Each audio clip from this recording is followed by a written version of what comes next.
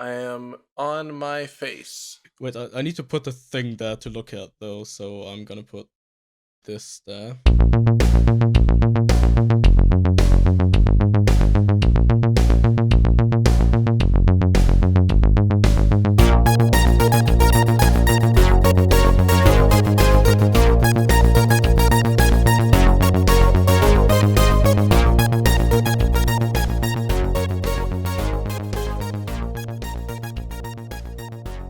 Hello and welcome to the second ever Laboratory Maniacs set review. This time we're doing Hour of Devastation, and if there's one thing we can say for sure, this set is not going to be devastating on any cEDH player's wallet. Quite the opposite, in fact. We're going to keep it short and sweet today. We've got 4 cards and one special version of a card, and that's really all there is to it. So, what do you think, Dan? Shall we jump right in? Let's do it. The first card is Razaketh the Foulblooded. He's an 8-mana, 8/8 legendary creature demon with flying and trample, and he can do the following. You can pay 2 life and sacrifice another creature to search your library for a card and put that card into your hand. Then shuffle your library afterwards, of course. In other words, this is a repeatable, diabolic intent on a big guy. Yes, it is. What is the first thing that springs to your mind when you look at this creature? So I got super excited right off the bat, just thinking of the various Hate Bear combo decks. So specifically for me, at least, it's awesome in Hulkweaver because I can entomb it, reanimate it, and then as long as I have 1 and a blue open, I can get Flash and Hulk into my hand off of 2 dorks or whatever I have lying around. It's super good. Mm-hmm. There's a whole bunch of other stuff that you can do with it, though. I know Shaper Savant's been talking about it in a Thrasios Vial Smasher deck.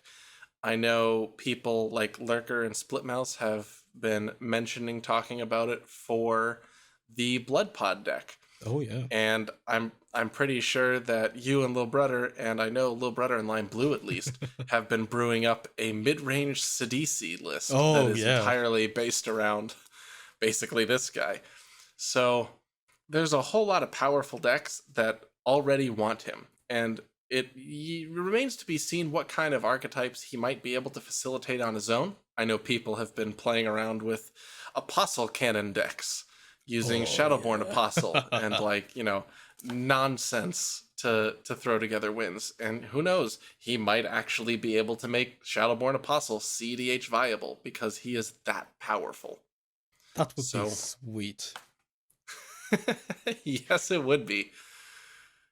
But yeah, I'm super excited about this guy. I proxied one up and have been playing with one since the day he was spoiled. And he's been fantastic. So absolutely. I mean, I'd probably say that if you're not winning the game immediately, this is probably the single best creature to reanimate right now. Yeah. And he can also win the game immediately. I mean, yeah, nice. That's kind of the upside. I think he will definitely see play in even a bunch of different decks, different archetypes even. He is, of course, not going to fit into any deck, and he's probably not going to be that good of a commander by himself, but he will definitely see play, and he's really, really cool. I like it. It's got my seal of approval. Let's move on to our next card, the Ramunap Excavator, also known as Crucible on a Stick. It's a green 3-mana 2/3 Naga Cleric that says you may play land cards from your graveyard.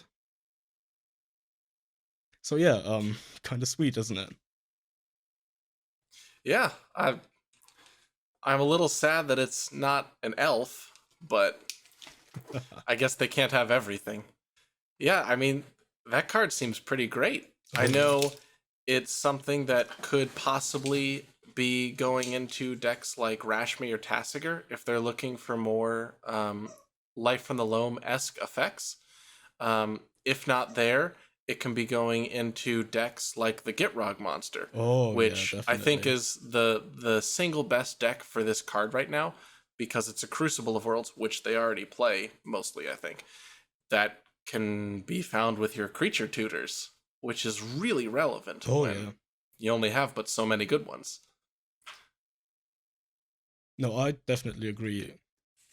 This might even see play in some Yisan lists that are tuned specifically just to beat stack decks, because it's kind of good there, and you can like double 3 for Azusa and this guy to do some kind of funky stuff. So yeah, we'll see how it goes. I'm also a fan of this card, definitely. Green decks are gonna love it. Yeah, I think it's pretty good. So even if it only sees play in necessarily the Gitrog monster, I think it has potential in a lot of other decks. And that's pretty good for cEDH. Definitely. Alright. Coming in hot is our third card of the day, and that's Rhonas' Last Stand. Now this card is probably only going to see play in Selvala, but it's really good there. Rhonas' Last Stand is a 2-mana sorcery that creates a 5/4 green snake creature token. Lands you control don't untap during your next untap step. Now, tell me Dan, why does lands not untapping not really matter in Selvala? Well, because sometimes you just win. But also because Selvala makes 1 million or so, I'm rounding a little bit, mana when you have stuff. You know, a 5-power dude is gonna make a lot of mana with Selvala. You can also untap your lands, which is pretty cool. It can be a real cost, depending on the flavor of your hand and the flavor of the board. If you're relying on a turn 2 Gaia's Cradle to help power you through into winning on the next turn, and you don't have the ability to find something that can untap it next turn, then this is going to be significantly worse than existing 2-drops that let you get up in mana. That being said, if you do have a little bit of support, this is fairly powerful for the slot. So I think it has potential. I'm not super familiar with the exact intricacies of Selvala, but I know it has definitely been discussed, and it's something that I think people are going to at least try out. Yeah, I think Selvala is going to like this. Now, the one issue with it is that it can't be found with a Worldly Tutor or something similar. But that being said, when you Worldly Tutor in Selvala, you usually want to find like a Phyrexian Dreadnought or something similar. Alright, the last new card for today is one that can indeed be played as a commander and might see some fringe play, and that's the Locust God. The Locust God is a 6-mana 4/4 in the colors blue and red. It's flying. Whenever you draw a card, create a 1/1 blue and red insect creature token with flying and haste. You can also pay 2 colorless, a blue and a red, to draw a card and then discard a card. The final clause on him doesn't matter too much. When the Locust God dies, return it to its owner's hand at the beginning of the next end step. The important part here is really the activated ability. It's, I think, the first proper infinite mana outlet in blue-red.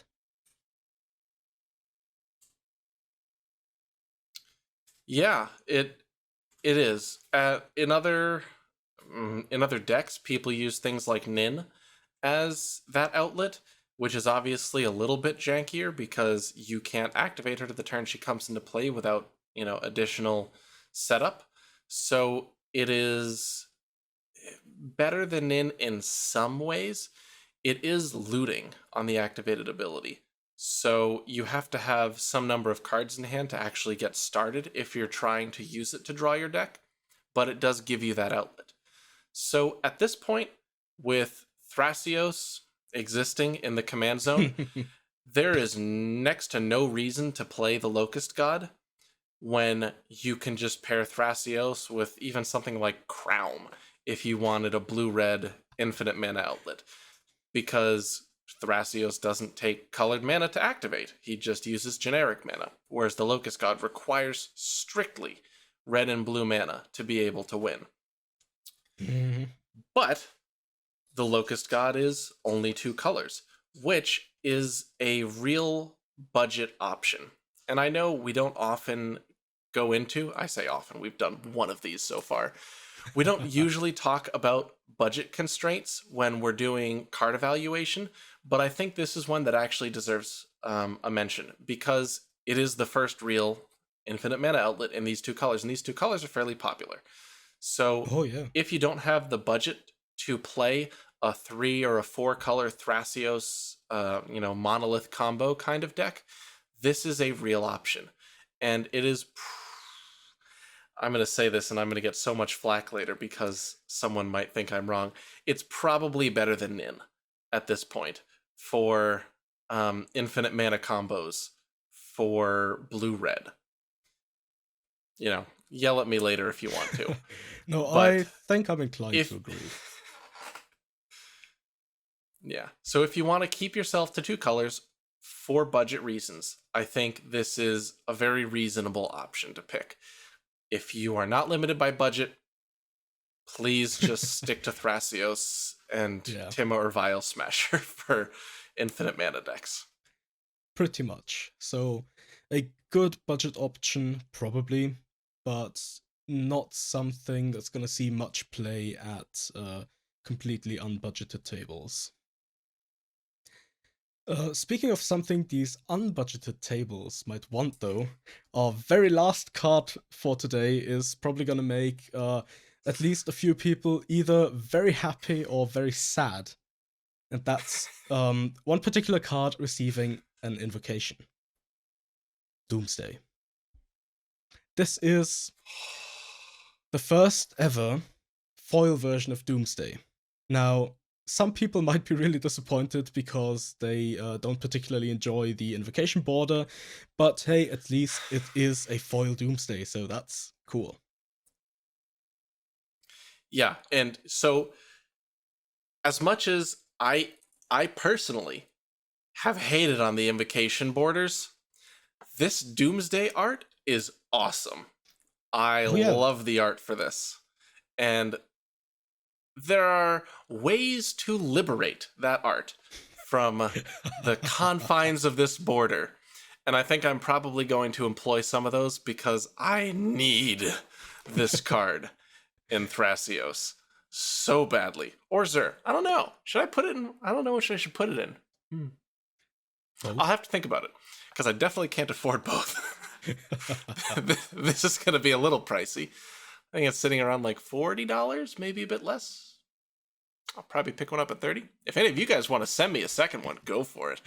But yeah, I am so excited to finally have a foil Doomsday with awesome art with Nicole Bolas on it. I love that guy. I don't know if I've mentioned that. Him crushing the Gatewatch in this set has made me so happy. That was so happy. Really good. It was great. Yeah. But yeah, foil Doomsday. Good stuff. Definitely. Now all we need is a foil Mystic Remora. Maybe. That'd be nice. Or Teferi, Temporal Archmage. You could use a foil one. I mean, you have an artist proof now, but I would actually foil be artist torn. proof? Foil artist proof would be nice. Okay. Now, as we said, let's get back on topic. We were going to keep it short and sweet today, and we basically got through everything we wanted to mention. So this was our Hour of Devastation set review for Competitive EDH.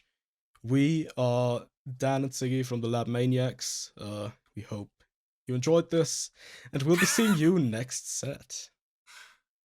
Goodbye. Bye.